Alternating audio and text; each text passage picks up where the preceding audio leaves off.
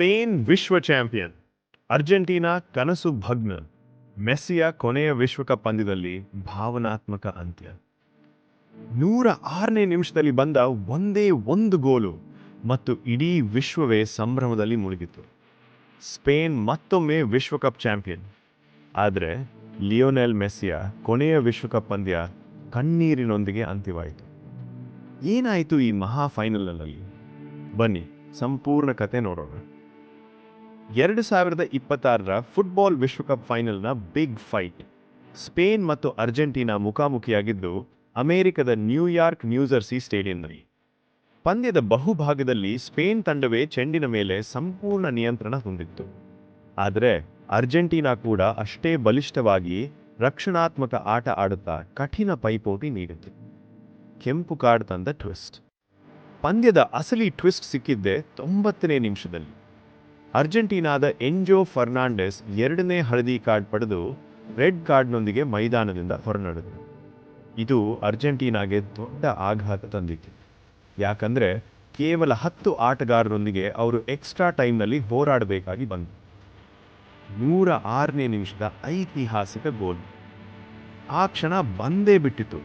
ಹೆಚ್ಚುವರಿ ಸಮಯದ 106ನೇ ನಿಮಿಷದಲ್ಲಿ ಪೆಡ್ರೋ ಪೊರೋ ನೀಡಿದ ಅದ್ಭುತ ಕ್ರಾಸ್ ಅನ್ನು ನಿಕೋ ವಿಲಿಯಮ್ಸ್ ಮೈದಾನದೊಳಗೆ ಉಳಿಸಿಕೊಂಡರು. ಅಲ್ಲಿ ಸಿದ್ಧರಾಗಿದ್ದ ಫೆರ್ರಾನ್ ಟೊರೆಸ್ ಎದುರಾಳಿ ರಕ್ಷಣಾ ಕೋಟೆಯನ್ನು ಭೇದಿಸಿ ಬಲಿಷ್ಠ ಶಾಟ್ ಹೊಡೆದರು. ಗೋಲ್! ಸ್ಪೇನ್ 1-0 ಮುನ್ನಡೆ ಸಾಧಿಸಿತು. ಅದೇ ಪಂದ್ಯದ ವಿನ್ನಿಂಗ್ ಗೋಲ್ ಆಯಿತು. ಎಮಿ ಮಾರ್ಟಿನೆಜ್ ಒಂಟಿ ಹೋರಾಟ. ಒಂದು ವೇಳೆ ಅರ್ಜೆಂಟೀನಾದ ಗೋಲ್ ಕೀಪರ್ ಎಮಿ ಮಾರ್ಟಿನೆಜ್ ಅಲ್ಲಿರದೆ ಹೋಗಿದ್ರೆ ಸ್ಪೇನ್ ಬಹಳ ಮುಂಚೆಯೇ ದೊಡ್ಡ ಮುನ್ನಡೆ ಸಾಧಿಸಿತು.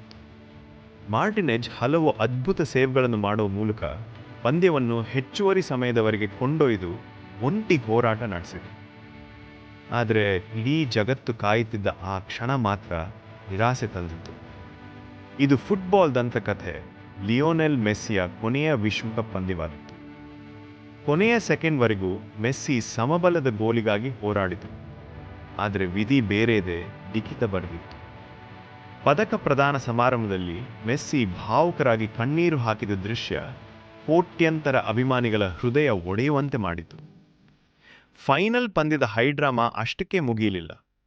ಅಂತಿಮ ಸೀಟಿ ಬಿದ್ದ ತಕ್ಷಣ ಎರಡೂ ತಂಡಗಳ ಆಟಗಾರರ ನಡುವೆ ತೀವ್ರ ವಾಗ್ವಾದ ಮತ್ತು ತಳ್ಳಾಟ ನಡೆಯಿತು. ಕೋಪದ ಕೈ ಮೇಲಾಗಿ ಲಿಯಾಂಡ್ರೋ ಪರೆಡೆಸ್ ಸೇರಿದಂತೆ ಕೆಲ ಆಟಗಾರರು ರೆಡ್ ಕಾರ್ಡ್ ಪಡೆದರು. ಈ ಮೂಲಕ ಫೈನಲ್ ಪಂದ್ಯ ತೀವ್ರ ನಾಟಕೀಯವಾಗಿ ಅಂತ್ಯವಾಯಿತು.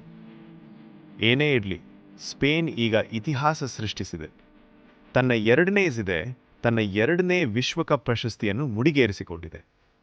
2024ರ ಯೂರೋ ಕಪ್ ಹಾಗೂ ಈಗ 2026ರ ವಿಶ್ವಕಪ್ ಎರಡನ್ನೂ ಗೆಲ್ಲುವ ಮೂಲಕ ಸ್ಪೇನ್ ಜಾಗತಿಕ ಫುಟ್ಬಾಲ್ನಲ್ಲಿ ತನ್ನ ಸರ್ವಾಧಿಕಾರವನ್ನು ಮರುಸ್ಥಾಪಿಸಿದೆ. ಒಂದೇ ಒಂದು ಗೋಲು ಸ್ಪೇನ್ ದೇಶವನ್ನು ಸಂಭ್ರಮದ ಕಡಲಲ್ಲಿ ತೇಲಿಸಿದರೆ ಮೆಸ್ಸಿಯ ವಿಶ್ವಕಪ್ ಪಯಣವನ್ನು ಕಣ್ಣೀರಿನಲ್ಲಿ ಮುಳುಗಿಸಿ. ಫುಟ್ಬಾಲ್ ಪ್ರೇಮಿಗಳು ಈ ರೋಮಾಂಚಕ ಫೈನಲ್ ಅನ್ನು ಎಂದಿಗೂ ಮರೆಯಲ್ಲ. ನಿಮ್ಮ ಪ್ರಕಾರ ಸ್ಪೇನ್ ಈ ಗೆಲುವಿಗೆ ಅರ್ಹವಾಗಿತ್ತೆ ಅಥವಾ ಅರ್ಜೆಂಟೀನಾ ಎಲ್ಲಿ ತಪ್ಪು ಮಾಡಿತು? ತಕ್ಷಣ ಕೆಳಗೆ ಕಾಮೆಂಟ್ ಮಾಡಿ ತಿಳಿಸಿ. ಇದೇ ರೀತಿಯ ಆಸಕ್ತಿದಾಯಕ ಕನ್ನಡ ಸ್ಪೋರ್ಟ್ಸ್ ಕಥೆಗಳು ಮತ್ತು ವರ್ಲ್ಡ್ ಕಪ್ ಅಪ್ಡೇಟ್ಸ್ಗಳಿಗಾಗಿ ನಮ್ಮ ಚಾನೆಲ್ಗೆ ಈಗಲೇ ಸಬ್ಸ್ಕ್ರೈಬ್ ಮಾಡಿ, ಲೈಕ್ ಮಾಡಿ ಮತ್ತು ನಿಮ್ಮ ಫ್ರೆಂಡ್ಸ್ಗೆ ಶೇರ್ ಮಾಡಿ.